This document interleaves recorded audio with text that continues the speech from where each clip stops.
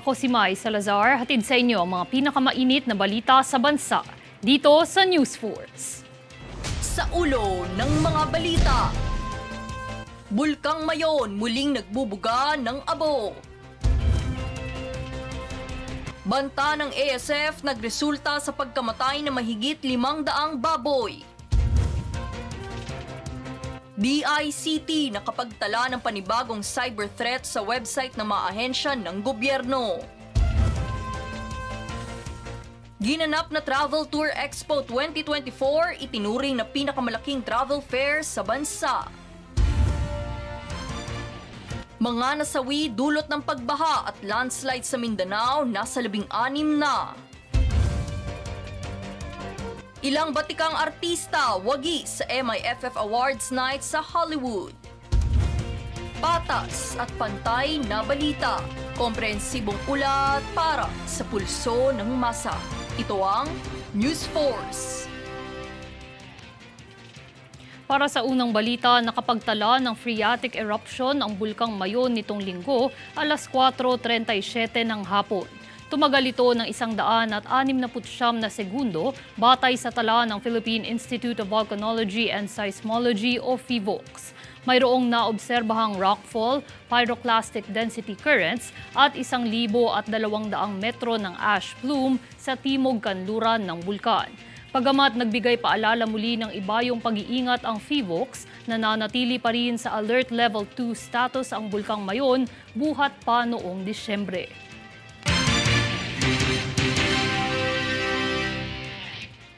Sa lugar ng produksyon ng sibuyas sa Nueva Ecija, kamakailang nag-inspeksyon ng Department of Agriculture o DA rito upang suriin ang kaso sa paglaganap ng armyworm.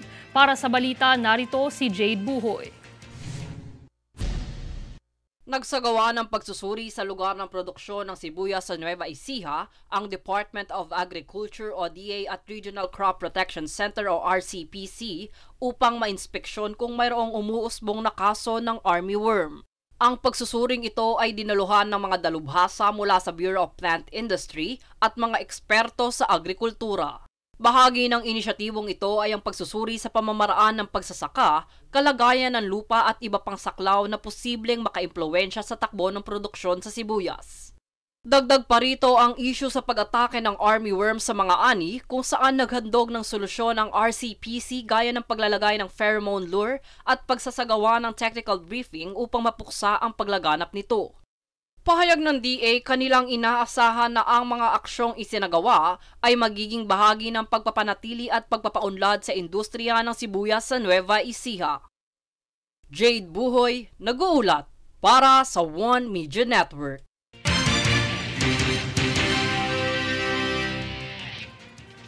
Sa ibang sakuna naman, naitala sa probinsya ng Romblon ang pagkasawi ng mahigit 5,000 baboy dahil sa African Swine Fever o ASF. Ang detalye sa ulat ni Daniza Lopez. Sa matinding pagtama ng African Swine Fever o ASF sa probinsya ng Romblon ay nagresulta ito sa pagkamatay ng mahigit 5,000 baboy. Ang ilan dito ay pinatay dahil sa depopulation na isinasagawa ng Department of Agriculture o DA upang masiguro na hindi ito lubusang kumalat pa. Base sa datos ng Office of the Provincial Veterinarian o PROVET, nasa 3,778 baboy ang nasawi at 1,367 naman ang pinatay. Dahil dito ay apektado rin ang kabuhayan ng mahigit 1,000 hog raisers kung saan patuloy namang inihahandog ng pamahalaan ang sapat na tulong para sa mga lubhang naapektuhan. Daniza Lopez nag-uulat para sa One Media Network.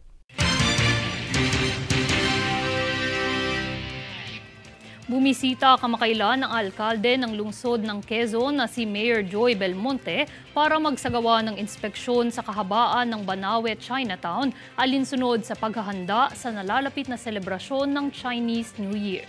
Bilang pagsalubong sa Year of the Wooden Dragon, magkakaroon ng 3 araw na selebrasyon sa lungsod na mag-uumpisa sa Biyernes, 9 ng Pebrero hanggang 11.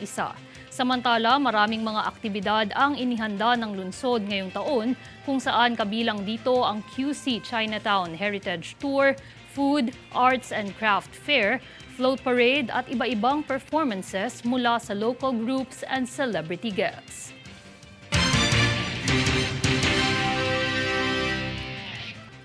Alinsunod sa pagnanais na mapabuti ang serbisyo publiko ng MMDA, plano ng ahensya na mag-upgrade ng mga kagamitan sa pamamagitan ng artificial technology na siyang tinalakay sa pagbisita ng prinsesa ng Bahrain sa ahensya kamakailan. Ang buong detalye, yan ang ihahatid sa atin ni Princess Castro sa kanyang ulat. Malugod na sinalubong ng Metropolitan Manila Development Authority o MMDA ang kamakailang panauhi ng ahensya na si Princess of Bahrain, Her Highness Sheikha Jawahar Al Khalifa para ibahagi ang Artificial Intelligence Program ng kanilang bansa. Kabilang sa mga natalakay ng dalawang panig ay ang mga advanced technology equipment at planong pag-upgrade ng MMDA ng mga closed-circuit television o CCTV camera na mayroong facial recognition na makatutulong sa seguridad at paglutas ng mga krimen sa Metro Manila. Sa kabilang kaganapan, ibinida ni MMDA Acting Chair Attorney Don Artes sa panauhin ang MMDA Communications and Command Center na nagsisilbing Operations and Data Center ng ahensya sa kanilang mga operasyon sa kalsada. Dagdag pa rito, ang command center na ito ang nagsisilbing area kung saan dito tinatanggap ang mga calls at report, gayon din ang pagsasagawa ng monitoring sa sitwasyon ng mga kalsada sa Metro Manila sa pamamagitan ng mga CCTVs. Samantala sa naging pagbisita ni Princess Al Khalifa, ay kasama niya ring bumisita at nagbigay ng suporta sina Dr. Mohamed Al Mubarak, Mr. Sinan Saidoun at Quirino Governor Dakila Kuwa. Princess Castro nag-uulat para sa One Media Network.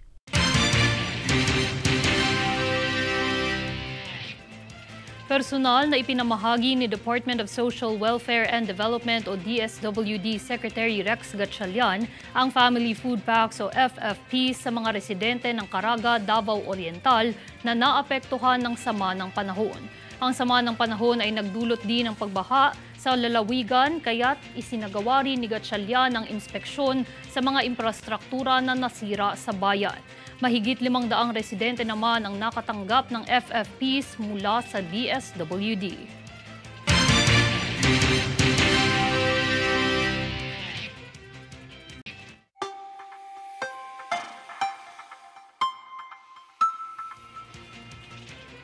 Sa ating ulat panahon, namataan ng easterly sa silangang bahagi ng bansa habang patuloy namang nakakaapekto ang amihan sa extreme northern Luzon.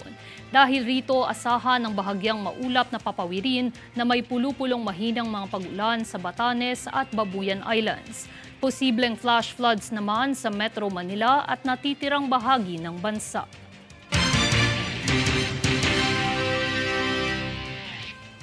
Susunod sa News Force. PBBM layong magkaroon ng solar-powered irrigation system sa bansa bilang tugon sa El Nino. NIA kumpiyansang sapat ang supply ng bigas hanggang 2028. DICT nakapagtala ng panibagong cyber threat sa website ng mga ahensya ng gobyerno. Manatiling nakatutok para sa higit pang mga balita sa pagbabalik ng News Force.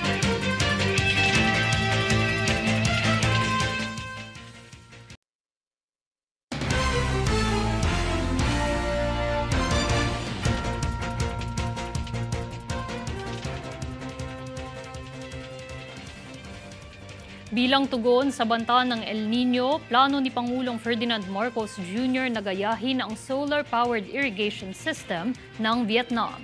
Para sa detalye, narito si Francis Riodique. Walang magugutom sa bagong Pilipinas. Ito ang pahayag ni Pangulong Ferdinand Marcos Jr. patungkol sa bantang nakaamba ng nararanasang El Nino. Ang kanyang pahayag ay mula sa kanyang talumpati noong namigay ang administrasyon ng ayuda at kagamitan sa mga magsasaka sa Candaba, Pampanga.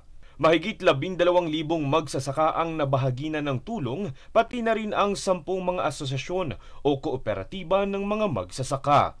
Ayon sa Pangulo, tanda ito ng suporta ng administrasyon sa agrikultura na siyang apektado ng banta ng El Nino.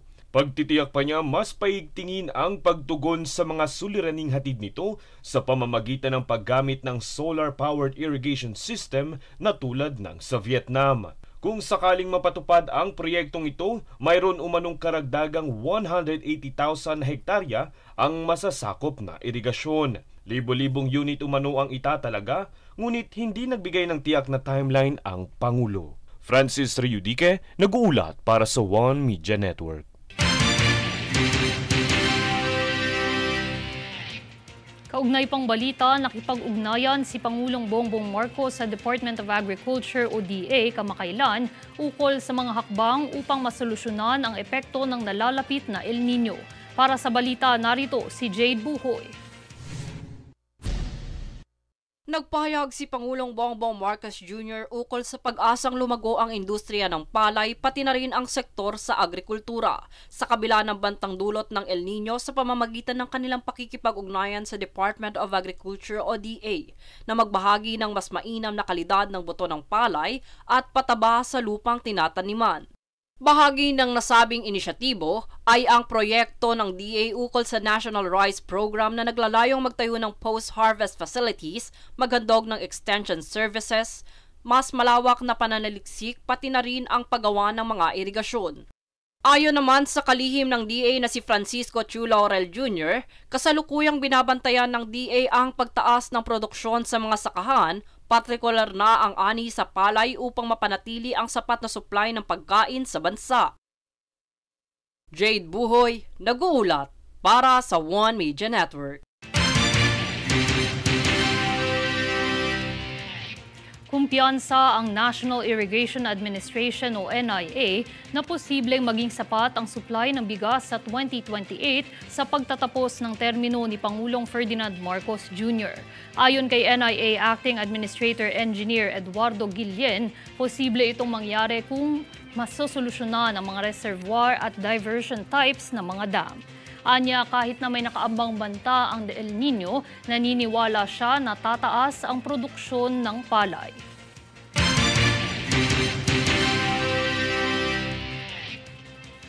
Muli na namang nakatanggap ng cyber threat ang naitala ng Department of Information and Communications Technology o DICT na ayon sa ahensya ay mula sa bansang China. Alamin ang detalye sa ulat ni Francis Riudique. Muntik na naman umanong mag-shutdown ang website ng gobyerno at ito ang Overseas Workers Welfare Administration o OWA. Ito ay dahil ayon sa Department of Information and Communications Technology o DICT, may nagtangkang ihak ang nasabing website. Ngunit hindi naman umano ito nagtagumpay dahil sa agarang pagtugon ng DICT. Ito ang kinumpirma ni DICT Undersecretary Jeff Iandi kung saan napag-alamang mula sa China ang mga hackers nito matapos matukoy ang IP address. Nagmula umano ito sa China United Network Communications Group o China Unicom na isang telecommunications company. Ngunit paglilinaw naman ni Di, maaaring walang kinalaman ang Chinese government sa cyber attack na ito na nagkataon lamang umano na ang operasyon ay sa loob ng bansa nila. Sa kasalukuyan ay nakikipag-ugnayan na ang DICT sa China Unicom para linawin ang nasabing insidente. Francis Riudique, nag-uulat para sa One Media Network.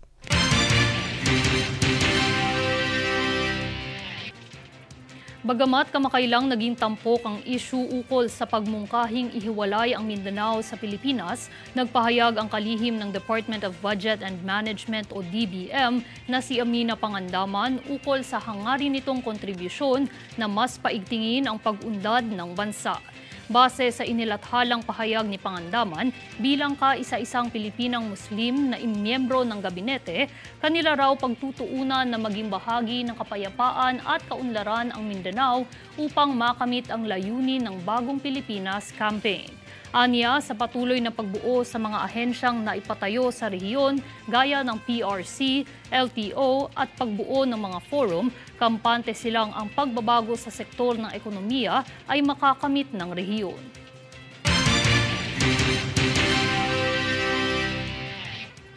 Matagumpay na na-relocate at napakawala ng Philippine Coast Guard o PCG, Municipal Environment and Natural Resources Office at Municipal Disaster Risk and Reduction Management Office ng Romblon ang 46 na Hawksbill turtle hatchlings sa Apunan Marine Sanctuary sa Barangay Agpanabat sa Romblon nitong kamakailan. Kasunod ng pagberipika ng ulat mula sa Task Force Wildlife Romblon, agad na nagsagawa ng inspeksyon ng grupo sa nabanggit na lugar at natukoy ang ilang posibleng panganib na maaaring makasama sa mga turtle hatchlings. Upang maiwasan ang posibleng panganib, pinili ng grupo na ilipat ang mga ito sa Apunan Marine Sanctuary at tiniyak na ligtas ang mga hatchling sa buong transit sa pamamagitan ng pagsasagawa ng naaangkop na mga hakbang.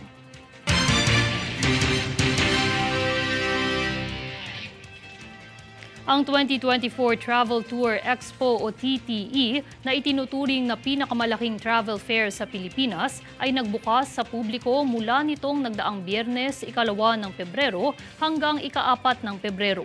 Sa idinaos na kaganapan ay nakapag-alok ng mga discounted tour packages para sa mga sikat at hindi pa natutuklasang destinasyon sa buong bansa. Ang nasabing expo ay nagpapakita ng natatanging kagandahan ng Pilipinas na kinakatawan ng 13 rehiyon nito.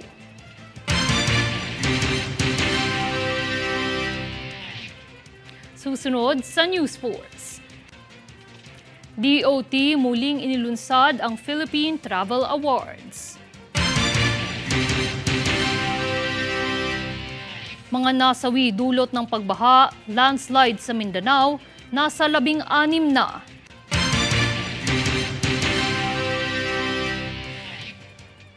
Dole, inihayag ang taas sweldo ng mga domestic workers sa Calabarzon.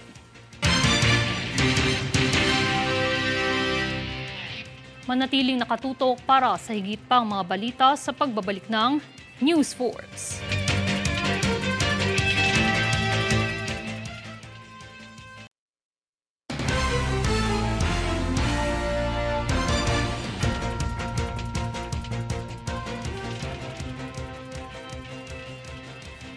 Opisyal na inilunsad ng Department of Tourism o DOT ang Philippine Tourism Awards o PTA upang kilalanin ang tagumpay ng industriya at ang walang patid na suporta ng mga kasosyo, institusyon at stakeholder nito. Ipinahayag ni DOT Secretary Cristina Garcia Frasco na kabilang sa mga layunin ng PTA ang pagpapaigting ng pakikipagtulungan ng DOT sa media, mga local government units o LGUs at mga stakeholder ng pribadong sektor. Layunin din ng programa na kilalanin ang pagsisikap ng mga nangungunang kalahok sa industriya at mga LGUs na nagpakita ng kahusayan sa pagtataguyod at pagpapaunlad ng industriya ng turismo sa bansa.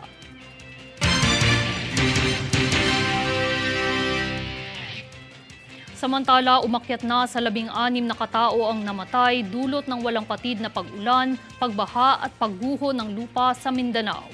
Ito ay ayon sa datos ng National Disaster Risk Reduction and Management Council o NDRRMC kung saan ang lahat ng nasawi ay mula sa rehiyon ng Davao.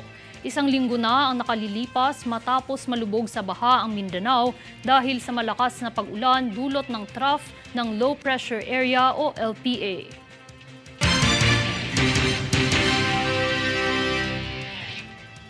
Makikinabang na ang mga domestic workers sa Calabarzon sa inaprubahang taas sweldo na inihayag ng Department of Labor and Employment o DOLE.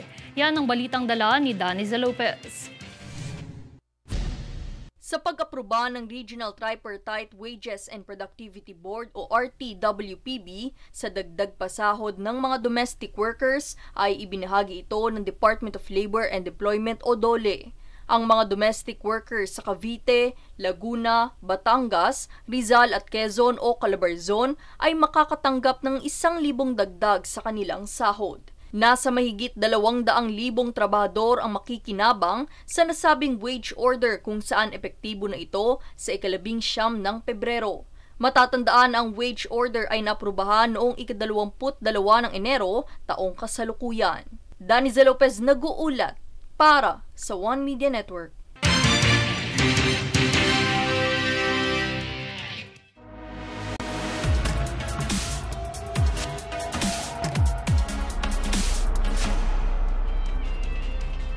Matapos ang naging matagumpay na debut ng Manila International Film Festival o MIFF sa Hollywood ngayong taon, umarangkada rin ang mga pelikula at artistang kalahok sa ginanap na awards night nitong weekend sa Directors Guild of America sa Sunset Boulevard, Los Angeles, California. Ang kaganapan niyan ang ibabahagi ni Princess Castro. Sa naganap na awards night ng Manila International Film Festival o MIFF kamakailan, panibagong set of directors, film at artist winners ang pinarangalan ng mga hurado. Para sa Best Cinematographer, nakamit itong muli ni Carlo Mendoza mula sa pelikulang Gomburza na nagkamit din ng isa pang parangal na Second Best Picture, habang ang unang spot naman ay nakamit ng pelikulang Firefly. Mula sa direksyon ng itinanghal na Best Director na si Zig Dulay, ay nakamit din muli ni Angeli Atienza ang Best Screenplay para sa pelikula. Para sa Best Actor category, kapwa naiuwi ito ni Dingdong Dantes mula sa pinagbidahang pelikulang Rewind at Piolo Pascual mula naman sa pelikulang Malyari. Habang nakamit naman ni Alessandra De Rossi at Pepe Herrera ang Best Supporting Actress at Actor Award. At para sa kategoryang Best Actress, muli itong napasakamay ng Star for All Seasons Vilma Santos mula sa pelikulang When I Met You in Tokyo. Sa kabilang banda, nagdagdag din ng 3 parangalang MIFF. Ito ang Audience Choice Award na pinanalunan ng pelikulang Gomburza, Special Jury Prize na nakuha ng Becky and Badette at ang Lifetime Achievement Award na iginawad kay Hilda Coronel. Samantala, kabilang din sa mga pinarangalan sina Department of Interior and Local Government Secretary Benhur Abalos Jr. na tumanggap ng Pioneer Award, habang Trailblazer Awards naman ang iginawad kina Attorney Romando Don Artes, Attorney Rochelle Ona at Mark Dacascos. Sa pagtatapos, naging matagumpay ang naging film showing ng MMFF at MIFF ngayong taon, kung saan nanguna ang pelikulang Rewind sa takilya na kasalukuyang hawak ang highest ticket gross sales sa pelikulang Pilipino. Princess Castro, nag-uulat para sa One Media Network.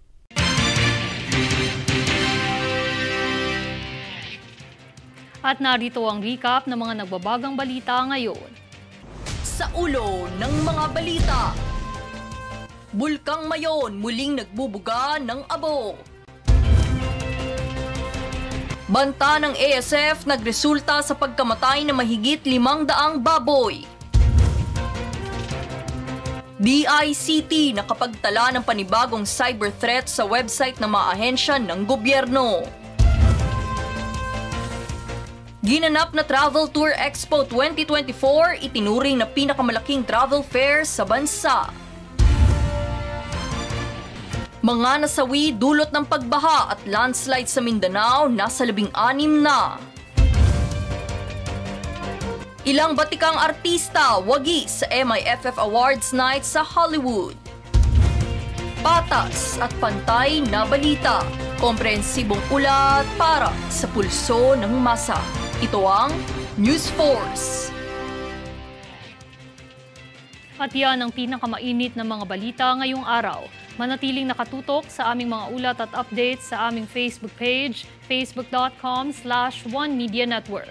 Ako si Mai Salazar at ito ang News Force.